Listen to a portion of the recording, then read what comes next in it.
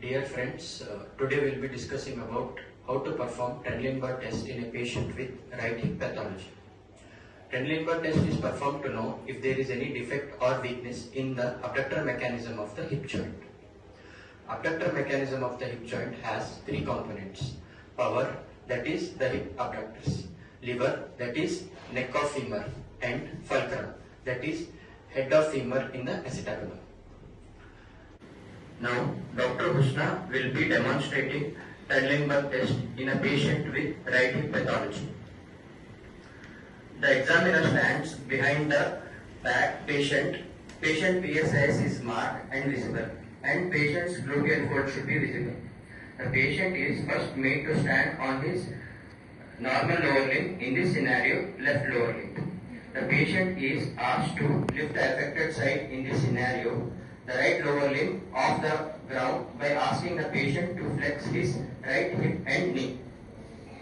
Now the PSIS and gluteal folds of both the sides will be at the same level, because the drooping of the right side of pelvis due to gravity will be prevented by normal abductor mechanism of the left hip joint.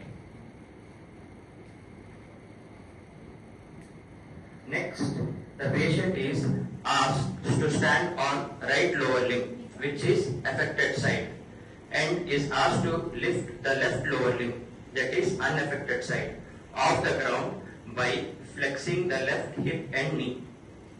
Now, the left side PSIS and left gluteal fold will be at a lower level compared to the right side. This is because the left side of the pelvis droops due to gravity, and that cannot be prevented or lifted up by the defective or weak abductor mechanism of the affected right hip joint.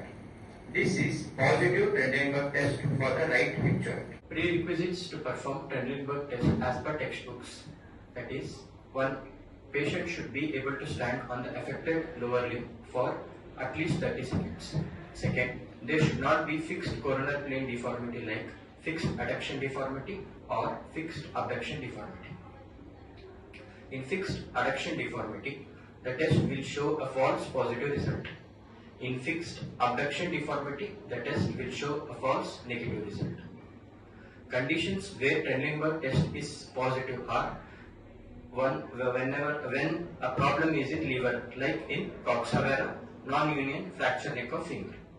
B. When there is problem in power, like in superior gluteal nerve palsy, muscle dystrophy, poliomyelitis.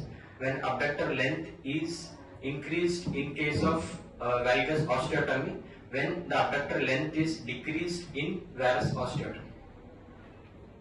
When the problem is in fulcrum, as in untreated traumatic hip dislocation, developmental dysplasia of hip, SUFI, Perthes disease, hip osteoarthritis.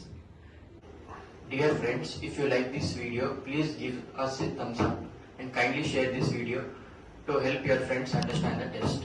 See you again in our next video. Thank you.